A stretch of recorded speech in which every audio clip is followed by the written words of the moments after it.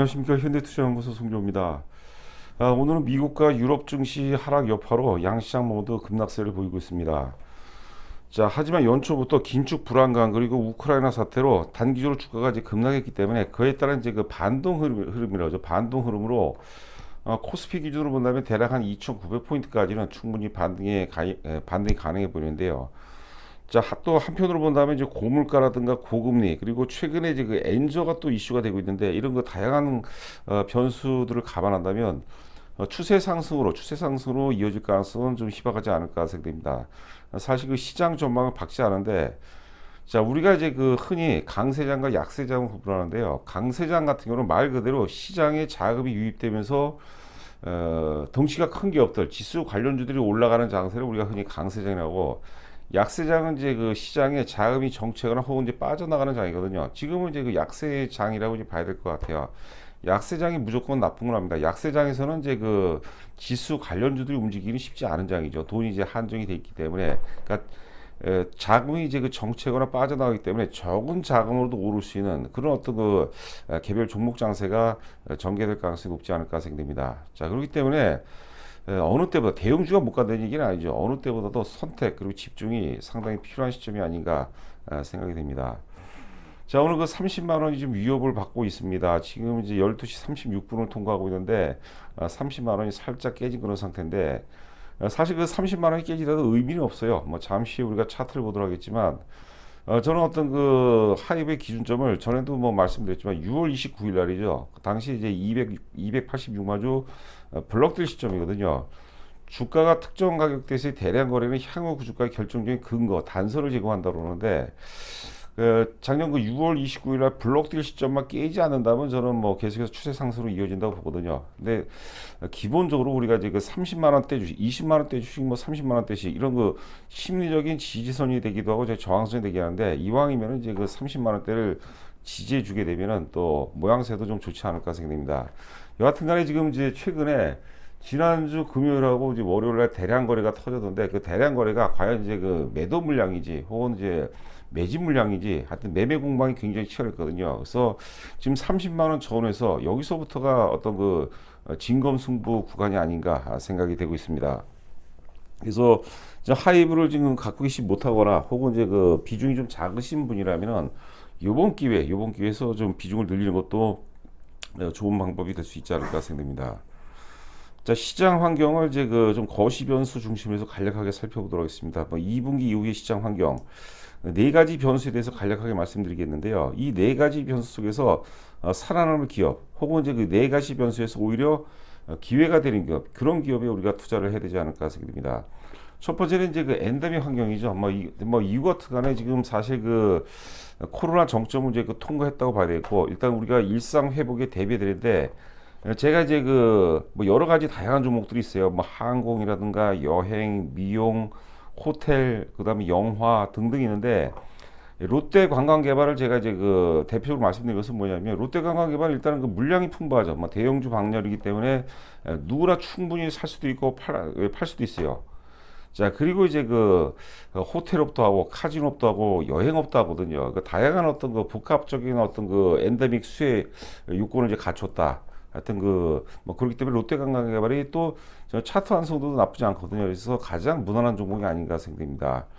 우리가 사실 그 기업 실적, 미래의 기업 실적을 이제 예측하는 것, 추론하는 게 굉장히 어려운 작업인데요.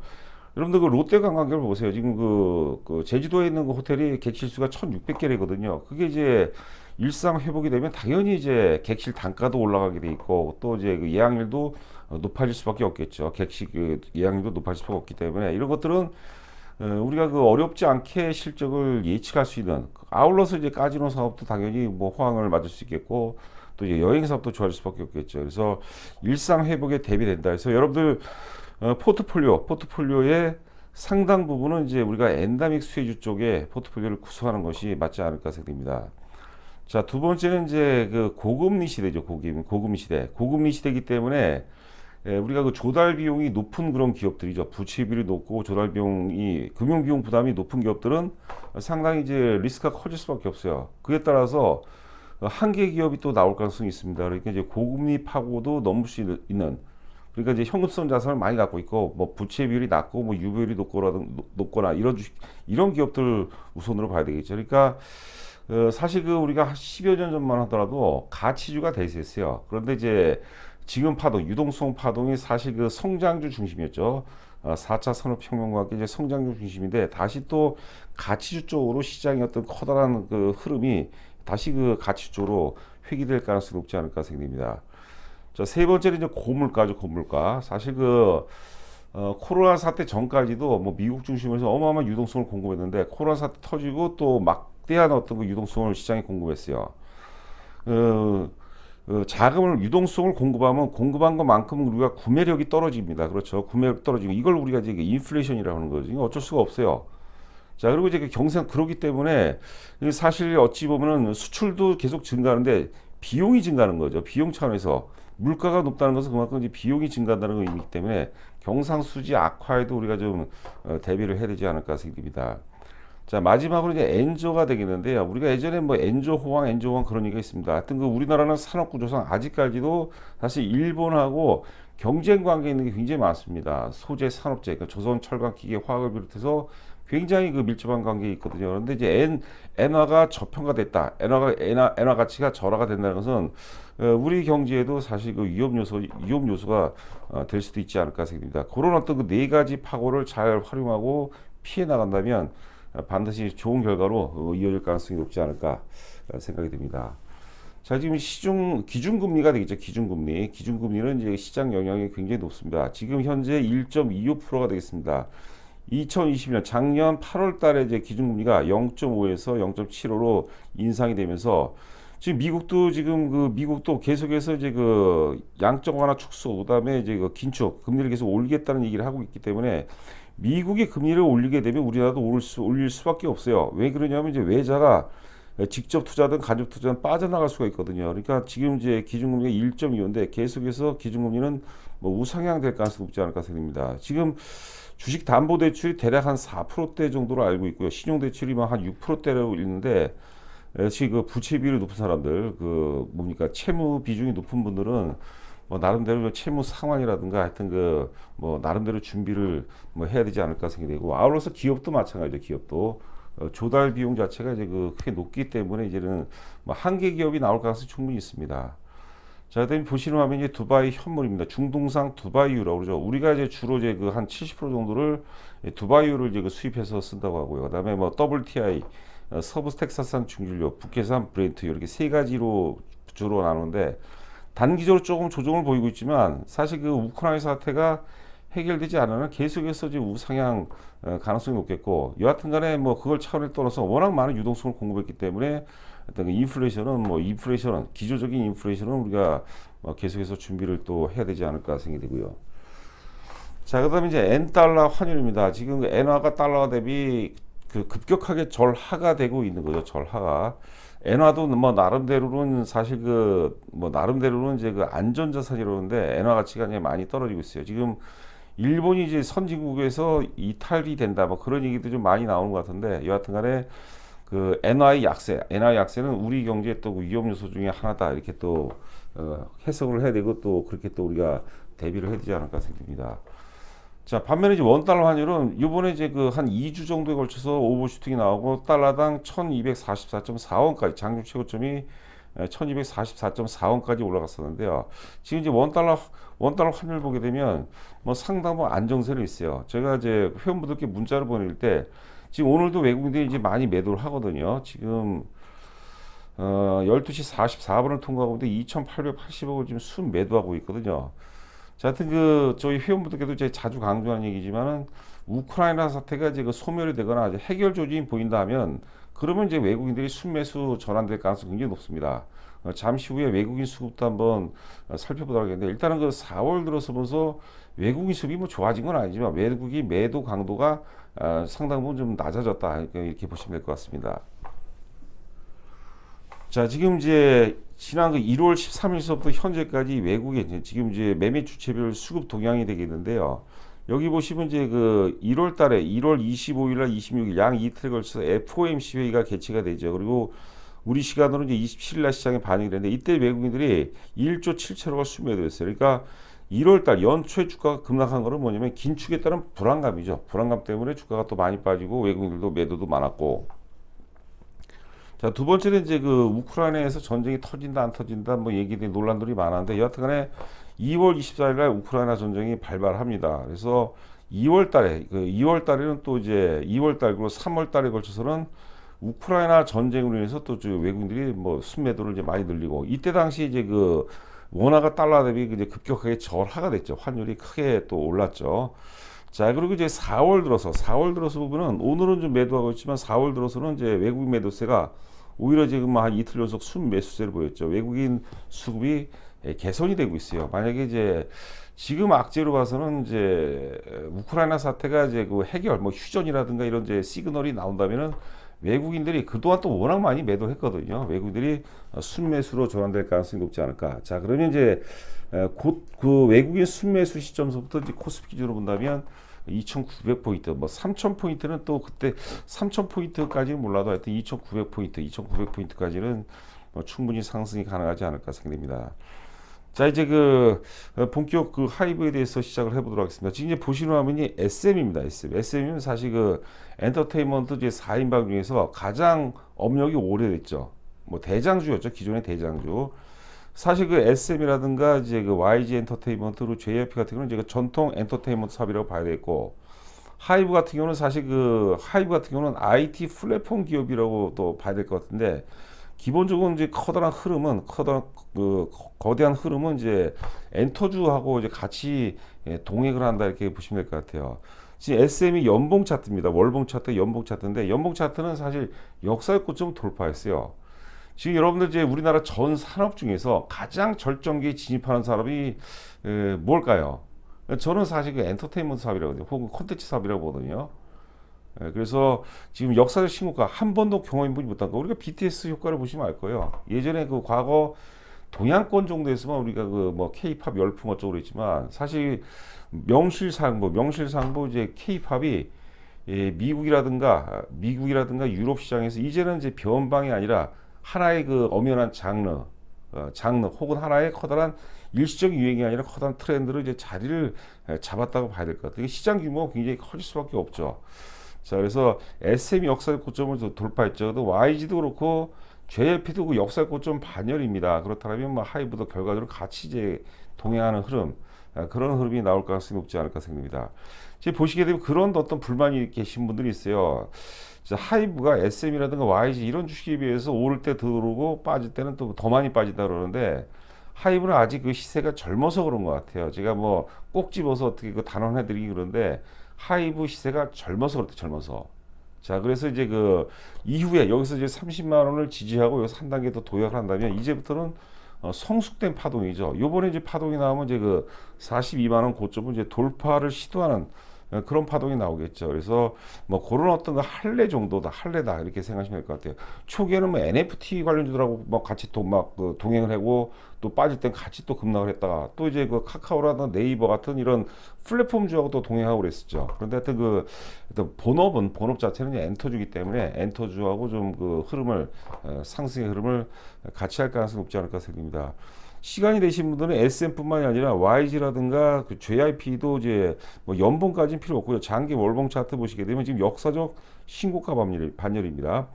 주가가 역사적 고점을 돌파했다는 거. 역사적 고점이라는 건 뭡니까? 상장일의 최고점을 의미하는 거죠. 그 역사적 고점을 돌파한다는 것은 뭐냐면 한 번도 존재해보지 않았던 새로운 영역에 주가가 도달한다는 의미입니다. 그게 이제 저는 이제 북미라든가 유럽 시장 진출 그런 거죠. 우리가 급등주 요건 중에 뭐 다양한 조건이 있는데요. 급등주 요건 중에서 새로운 시장이죠. 뭐 신기술, 신약, 뭐 신소재 등등 있는데 신시장도 여러분들 그 급등주 조건에 맞는 거예요. 그래서 역사의 고점을 돌파했다는 것은 대단한 의미가 있다. 자, 이렇게 보시면 될 것 같습니다. 그리고 한류가 일시적 유행이 아니죠. 일시적 유행이 아니라 어떤 그 하나의 새로운 장르로 자리를 잡고 아울러서 이제 거대한 어떤 트렌드다. 세계를 주도하는 트렌드다. 이렇게 보시면 될 것 같습니다.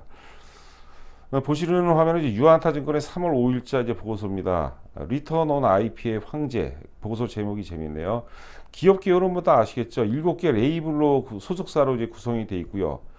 자, 하여튼 그 기존에 이제 그 각 레이블들이 아티스트를 양성하고 또 음악 콘텐츠 제작에 집중하고 또 그리고 회사는 이제 솔루션 그 IP를 바탕으로 솔루션과 플랫폼 분야 관련 사업을 주도하는 역할을 수행. 동사는 팬 커뮤니티 플랫폼 위버스죠. 위버스 그리고 팬 커머스 플랫폼이죠. 팬 커머스 플랫폼 위버스 샵을 운영하고 있다. 이게 기업 개요고 투자 포인트는 뭐 아시는 내용이죠. 하이브리드형 공연 모델 적극 도입으로 공연 수익성도 사실 그 많이 올랐다고 하죠. 자, 하여튼 그 온라인과 오프라인과 이제 같이 병행하면서 이익을 지금 극대화시키고 있다 이렇게 보시면 될 것 같아요. 자, 그다음에 이제 2022년 올해 그 중순에 한 6월 정도로 알고 있는데 좀 더 지켜봐야 될 것 같습니다. NFT가 이제 출시가 되죠. 뭐 그게 이제 저는 이제 뭐 누차지 말씀드렸죠. NFT가 이것도 존재하지 않았던 거예요. 물론 실패할 수도 있어요. 실패할 수도 있으면 거기에 따른 주가 조정의 대가가 있을 것이고 만약에 성공한다면 존재하지 않았던 새로운 영역에 도전하면서 거기에 따른 엄청난 어떤 그 어드밴티지가 주가에도 반영이 될 것이다 이렇게 보시면 될 것 같아요. 단순하게 이제 그 상품을 판매하는 게 아니라 콘텐츠 소비 방식을 좀 확장하는 그런 개념이겠죠. 그 다음에 이제 연내 위버스 2.0이 또 런칭이 되죠. 네이버 V 라이브하고 통합이 된다는데 연내라는데 이것도 제가 한 6월 달 정도로 알고 있거든요. 그것도 조금 더 지켜봐야 될 문제가 아닌가 생각됩니다. 자, 이거는 이제 그 연내 위버스 런칭은 이거는 직접적으로 NFT가 사실 좀 불확성이 있다면 위버스 2.0 출시는 이건 확실히 이제 실적 모멘텀에도 도움이 된다고 보시면 될 것 같아요. 그리고 연내 최소 신인 3개 그룹이 또 런칭이 된다고 하죠. 최초 또 여성 걸 그룹이 또 탄생이 되죠. 자, 하여튼 그 목표가 42만 원 제시했는데, 자, 그다음에 실적 전망치를 보도록 하겠습니다. 2019년도 영업이익 987억이었습니다. 그래서 제가 계산해 보니까 2019년에서 2020년 넘어갈 때 987억에서 2020년이 1455억이거든요. 그러니까 47%가 증가했어요, 영업이익이. 어마어마한 거죠. 그 다음에 2020년에서 2021년까지 1455억에서 1902억이 나왔죠. 그때가 30%가 증가한 영업이 30%도 굉장히 선방했는데 자, 지금 이제 유한타증권에서도 올해 예상 영업이익을 좀 낮춰 잡았어요. 보통 3조 원대하고 4조 원 전망하는 데도 많이, 죄송합니다. 4천억 이상을 전망하는 데도 많고, 또 3천억대 뭐 초반, 중반, 후반 전망하는 데 있는데, 유한타증권은 상당히 좀 뭐랄까, 좀 소극적으로 제시를 했거든요. 3,330억 제시했는데, 작년이 1,902억이죠. 1,900억에서 3,300억이면 영업이익 증가율 75%예요. 75%. 어마어마한 거죠. 그럼 주가는 여러분들 그 제가 보기에는 뭐 돌발적인 뭐 시장이 뭐 크게 불어지면 안다면 이것은 그렇다면 오를 가능성이 대단히 높지 않을까 생각이 되고 있습니다. 자, 지금 일봉 차트인데 지금 이제 대량 거래 지역이죠. 그 작년 6월 29일 날 286만 주 블록딜 시점이죠. 블록딜 시점. 왜 그러냐면요. 블록딜이 누군가가 그만큼 팔았죠. 팔고 나간 그때 무슨 회사 이름 까먹었는데 돈을 무지하게 많이 벌었습니다. 그거를 이제 외국인하고 기관하고 286만 주를 받아줬거든요. 그러면 우리가 장부를 기록하면 그게 매수 단가가 되는 거예요. 거기서 주가가 위에 있으면 계속 이익이 발생되는 거고 손해보면은 손실이 되는 거죠. 그러니까 주가가 특정 가격대에서 대량 거래는 향후 구주가 결정적인 단서를 제공하는 거죠. 그러니까 하이브 주가가 30만 원이 깨지고 뭐 29만 원이 깨진다 하더라도 그 작년 6월 29일 날 블록딜 시점을 아래로 크게만 훼손을 안 시킨다면 괜찮은 거예요. 추세 상승으로 그냥 추세 상승 연장선상으로 보는 게 맞다고 이제 보는 거죠. 자, 그리고 이제 그 지난주 금요일 날이었죠. 금요일 날 이제 그 군대 면제 이슈 관련해서 거래가 터졌는데 71만 5천 주가 터졌는데요. 제가 이제 그 방송에서 그런 말씀 드렸고 회원분들한테도 저희가 35만 원을 전후해서 한번 일부 매도할 수도 있다는 얘기를 했는데 이런 상황이었어요. 오버슈팅. 근데 거래가 안 터진 거죠. 거래량이 만약에 100만 주 훨씬 더 넘어갔다. 150만 정도, 그 정도 이상이 나왔으면 저희가 일부 매도를 했을 겁니다. 그런데 거래가 많이 안 터진다는 것은 그만큼 이제 뭐 과열이 안 나왔다는 것을 의미하죠. 주가는 다소의 과열했으나 거래 과열이 안 나왔습니다. 이것은 우리가 시스템적으로 주식을 안 파는 게 저는 맞다고 봅니다. 물론 지나고 나서 보면 33만 4천 원인가 갔었죠. 33만 4천 원에 팔고 30만 원 깰 때 사면 너무나 좋죠. 근데 그건 이제 불가능의 영역이죠. 자꾸 그런 식으로 시세를 접근하면요, 왜곡이 와요. 정신병 걸려요, 여러분. 굉장히 힘듭니다. 그러니까 너무 우리가 단기 시세 이렇게 흔들려서는 성공할 수도 없고, 또 설사 성공한다 하더라도 굉장히 그 뭐랄까 멘탈에 좀 부담을 주는 계속 이게 반복이 되게 되면은 불면증도 걸리고 여러분들 하여튼 그 여러모로 정신 건강이 굉장히 해롭습니다. 자, 지금 12시 55분을 통과하는데 조금 회복을 했네요. 지금 9,000원 빠져서 30만 3,000원, 30만 2,500원 정도인데 하여튼 30만 원 정도라면 제가 보기에는 진검승부의 어떤 영역이 될 수 있지 않을까 생각이고요. 아울러서 지금 주가가 3일 연속 빠졌기 때문에 아무리 안 좋은 주식이라도 여러분들 3일 연속 주가 빠지면 그 다음 4일째 정도 오르거든요. 근데 지금 이거는 여전히 상승 추세 연장선상이라고 봐야 될 것 같아요. 그러니까 내일 이후서부터는 물론 그 내일 뭐 시장이 크게 빠지기면은 몰라도 하여튼 그 정상적인 뭐 대략적으로 한 보합권 장세다 하면은 내일은 뭐 내일 이후서부터는 좋은 흐름이 예상이 되고 있지 않을까 생각이 되고 있습니다. 자, 여러분들 오늘 고생 많으셨고 저는 또 내일 여러분들 찾아뵙도록 하겠습니다. 감사합니다.